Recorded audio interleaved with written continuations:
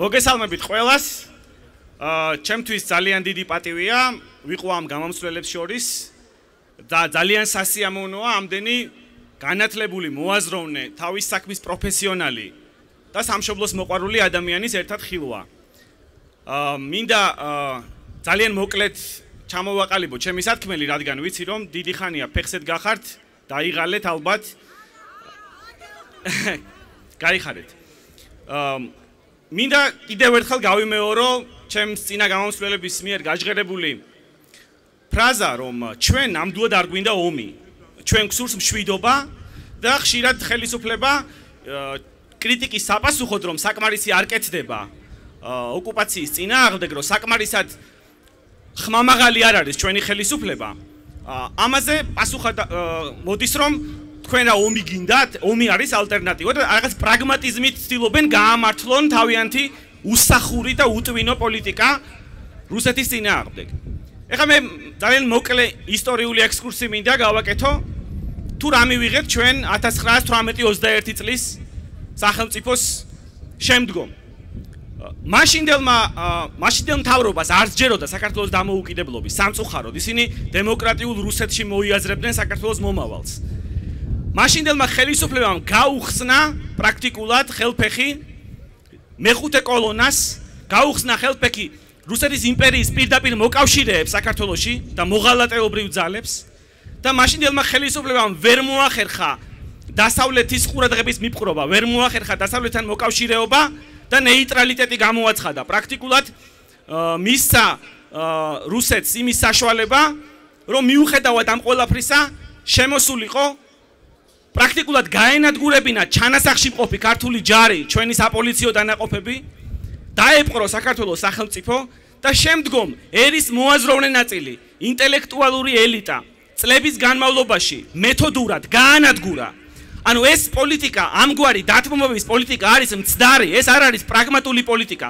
რაც მეტად დაუთმობ რუსეთს, რაც ნაკლებად მიიქცევ საზოგადოებრივ ყურადღებას საერთაშორისო საზოგადოებაში, რაც მეტ გასახანს მისცემ პრორუსულ მოღალატეობრივ ძალებს, მით უფრო ადვილად მოგვერევიან და მაინც იგივეს გააკეთებენ, მაინც გადაგვივლიან, მაინც არ მოგვცემენ ნორმალურად ცხოვრების საშუალებას. ასევე მინდა მეორე მაგალითი მოვიყვანო 2008 წლის, როდესაც მიუხედავად სრულმასშტაბიანი სამხედრო აგრესიისა, საქართველომ მოახერხა, რომ შეაჩერა რუსეთის ფედერაცია, მიიქცია საზოგადოებრივი ყურადღება, საერთაშორისო თანამეგობრობა, სხვადასხვა ქვეყნების პრეზიდენტები იდგნენ ჩვენს გვერდით. მივიღეთ სერიოზული დახმარება ამერიკის შეერთებული შტატებისგან. ამავე დროს, იმ დროს, როდესაც მიმდინარეობდა ომი და ჩვენმა შეიარაღებულმა ძალებმა გმირულად იბრძოლეს, რომ დრო მოგვეგო იმისთვის, რომ საერთაშორისო ყურადღება მიგვექცია. ამავე დროს, რუსთაველის გამზირზე მაშინ ნინო ბურჯანაძეები და მოღალატეები კი არ იდგნენ და კოლაბორაციონისტები კი არ ატყობდნენ აქციებს. და მთავრობაში პაატა ზაქარაიშვილი კი არ იჯდა. მაშინ იყო 10,000-ობით ადამიანის აქცია, მაშინ ვაჩვენეთ ჩვენ სრული ერთიანობა, მაშინ მივიქციეთ ჩვენ საერთაშორისო ყურადღება და ამით მოვახერხეთ რუსეთის შეჩერება. რუსეთის შეჩერება დღესაც შესაძლებელია.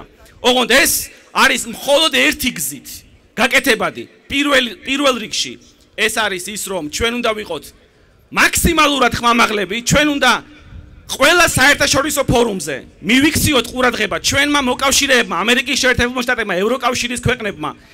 მათ უნდა აღმოგვიჩინონ ქმედითი დახმარება და ამისთვის ჩვენ უნდა ვიხმაუროთ, ვინაიდან ჩვენზე უკეთესად ჩვენ ქვეყანას არავინ არ დაიცავს. ამის ნაცვლად ხელისუფლება რას აკეთებს? მიმდინარეობს ცოცავი ანექსია და ხელისუფლება ამბობს, რომ ხმაური საჭირო არ არის, აჟიოტაჟი არ უნდა ავტეხოთ. საქართველოს საკითხი უნდა გაქრეს წინააღმდეგობათან უსხიდან. ხელისუფლება გვეუბნება, რომ განსაკუთრებული არაფერი არ ხდება, მილსადენს გადმოვწევთ, რაღაც ღრმად არის ელს მილსადენი. ას აბსურდული, უტვინო, ვითომ პრაგმატული განცხადებები კეთება. ეს არის გზა საბოლოო ანექსიისკენ. ეს არის გზა ჩვენი დამარცხებისკენ.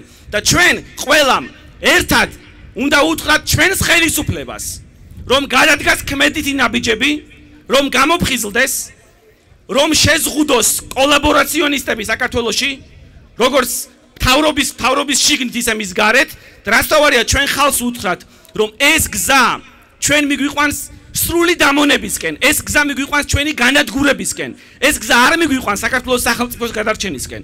ჩვენ უნდა დავდგეთ ერთად და ჩვენ აუცილებლად გავიმარჯვებთ. დიდი მადლობა.